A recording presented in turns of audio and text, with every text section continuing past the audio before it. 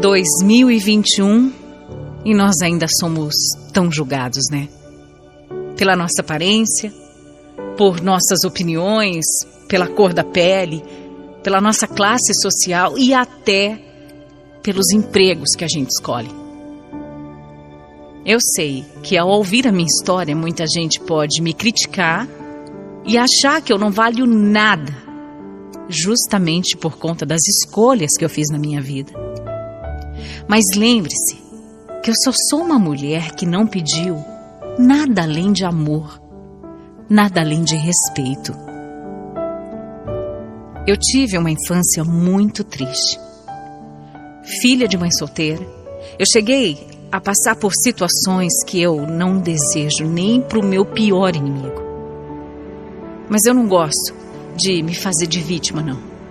Apesar de ter sofrido coisas muito pesadas, eu não uso o meu passado para que as pessoas tenham pena de mim. Eu não faço isso. Eu só falei sobre isso porque, por conta dessa minha história de vida, é que eu acabei onde eu acabei. Virando garota de programa. Eu nunca pude terminar os meus estudos. E a situação financeira era muito crítica. Eu sei que muita gente acha que sempre tem uma outra opção, que tem uma outra alternativa. Mas eu tentei. Eu fiz de tudo, inclusive eu fiz faxina. Mas trabalhar na rua era o que me dava mais condições de viver e também de cuidar da minha mãe. Tem gente até que acha que essa vida é vida fácil, né? Mas só que essa vida de fácil não tem nada. Eu passei por coisas horríveis, mas eu não podia parar. A minha mãe, nessa época, já dependia de mim. E eu, sem estudo nenhum, sem experiência em nada, sem conhecer ninguém que pudesse me estender a mão, eu não tinha o que fazer. E eu tinha medo. Então eu segui a minha vida meio conformada com a minha sorte e sabendo que muito provavelmente eu nunca teria um amor verdadeiro. Eu nunca teria uma casa bonita, uma família de verdade. Até que um dia eu conheci o Cláudio. Ele foi um cliente meu, mas ele foi muito diferente.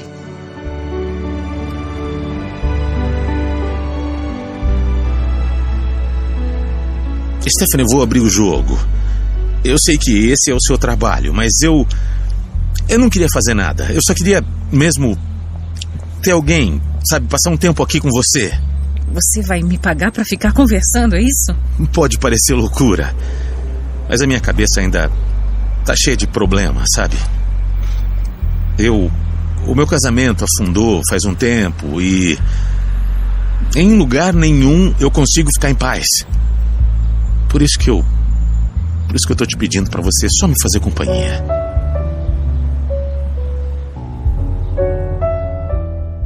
Alguns clientes realmente procuram garotas de programa para conversar. Eu já tinha ouvido de algumas colegas que isso acontecia, mas comigo até então nunca tinha acontecido. E por mim, sinceramente, tanto fazia. Se ele queria desabafar, eu podia bancar psicóloga para ele. Então nós ficamos ali por 1 hora e ele começou a se abrir como se a gente se conhecesse há muito tempo. Como se ele fosse meu amigo, como se a gente já fosse íntimo. E eu gostei dele. Parecia ser um cara digno, que mesmo casado e estando ali comigo, não aparentava ser mau caráter como outros que só iam ali por farra mesmo, para atrair as esposas. Dava para ver claramente que o Cláudio estava sofrendo de verdade. Que o casamento não tinha mais jeito. Mas, como tantos outros, ele tinha medo de se separar por conta dos filhos. Enfim, falamos de tudo, né? Quer dizer, só ele. Eu só ouvia, não falava nada de mim. Nunca gostei de falar de mim para ninguém. E aí, quando deu o horário, ele me pagou e foi embora. Era só mais um cliente. Mas eu fiquei com ele na cabeça por dias. Talvez por ter sido o primeiro homem que tinha me procurado apenas para conversar. Eu não tirava ele da cabeça. E, para minha alegria, alguns dias depois, ele voltou a me procurar. De novo, a gente só conversou. Ele falou como tinha passado os últimos dias e até perguntou algumas coisas de mim. Mas eu falei só o básico. No final, ele pediu meu telefone e eu acabei passando, como passava para qualquer outro cliente.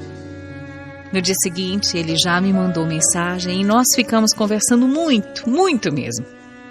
Eu via que eu estava entrando numa área perigosa, uma área onde eu nunca tinha estado antes. Talvez pela primeira vez eu estivesse me interessando por um homem.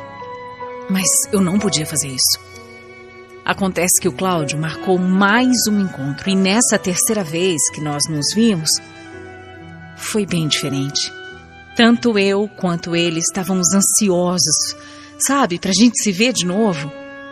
E quando a gente se encontrou, a gente até se abraçou forte. E naquele dia, pela primeira vez, nós não ficamos só na conversa.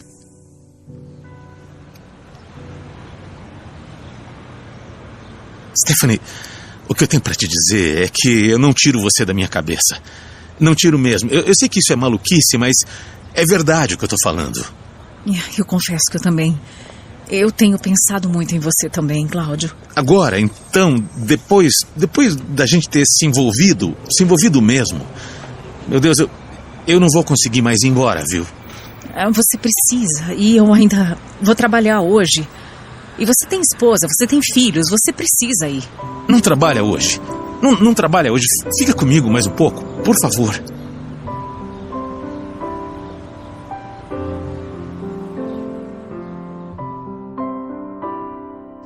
Aquela foi a primeira vez que eu deixei de trabalhar pelo Cláudio. Eu não sei que desculpa ele deu para a esposa dele, mas nós ficamos juntos a noite inteira e eu acabei contando bastante coisa para ele sobre a minha história, sobre a minha vida, da minha infância. Falei do meu passado, de como eu entrei naquela vida. O Cláudio até chorou com a minha história. Sério.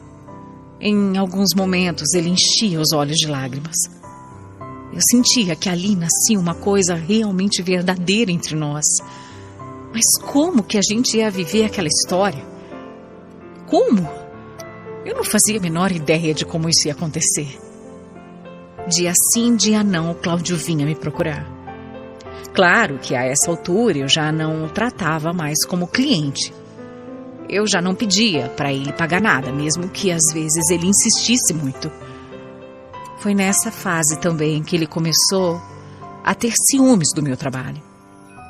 Eu entendia, claro que eu entendia. Ele já dizia que me amava.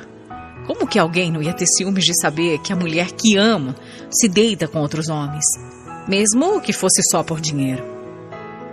Então, cada vez mais eu deixava de trabalhar, só para o Cláudio não ficar triste. E os momentos que a gente passava juntos eram tão maravilhosos.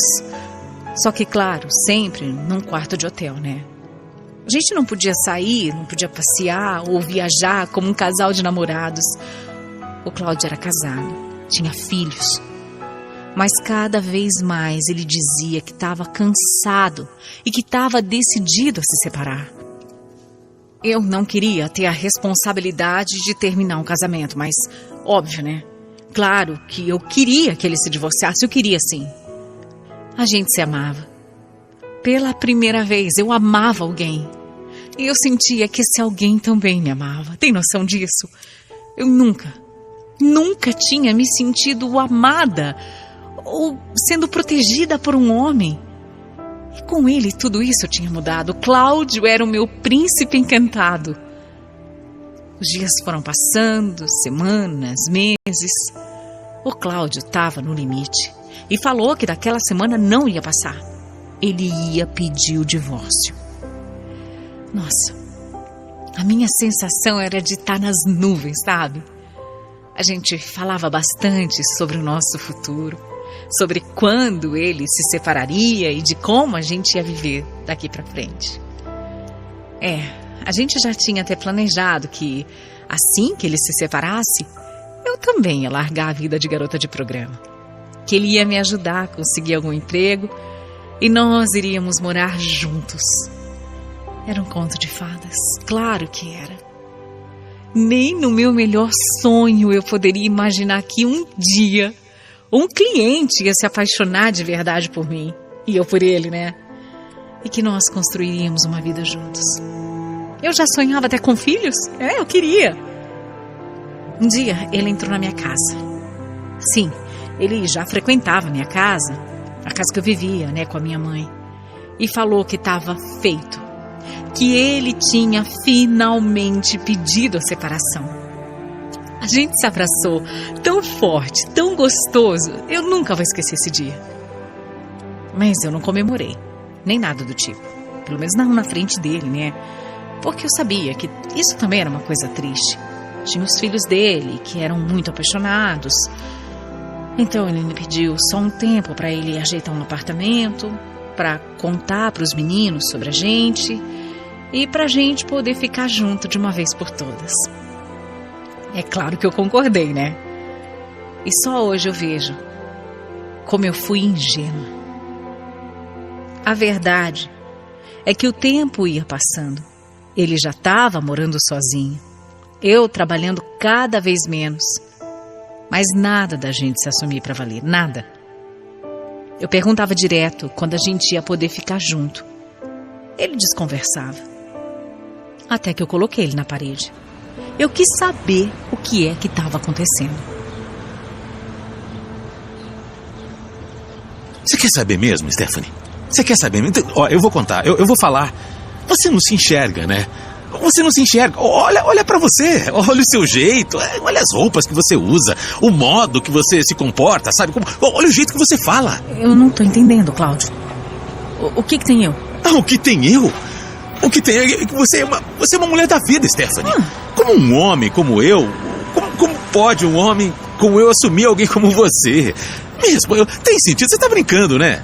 Que história é essa? Não, peraí, Cláudio, que história é essa? A gente sempre falou disso. Mas a realidade é muito mais dura, Stephanie. Pelo amor de Deus.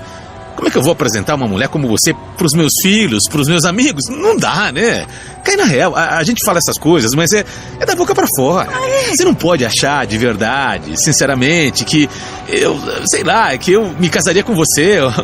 Me casar com uma garota como você. Você tem espelho em casa, Stephanie? Você não tá à minha altura. Você sabe disso, vai.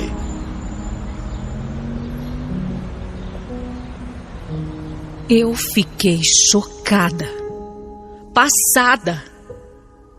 Ele não parava de falar coisas horríveis, coisas que me deixavam abaixo de tudo.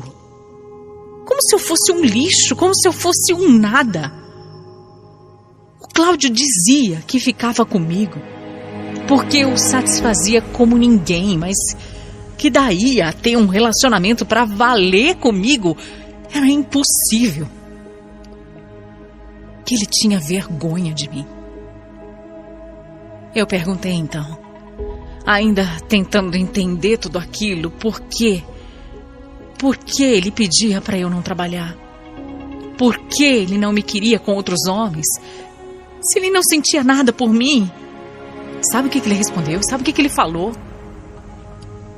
Ele só respondeu que era para ter a impressão de que eu era menos suja do que eu era na verdade.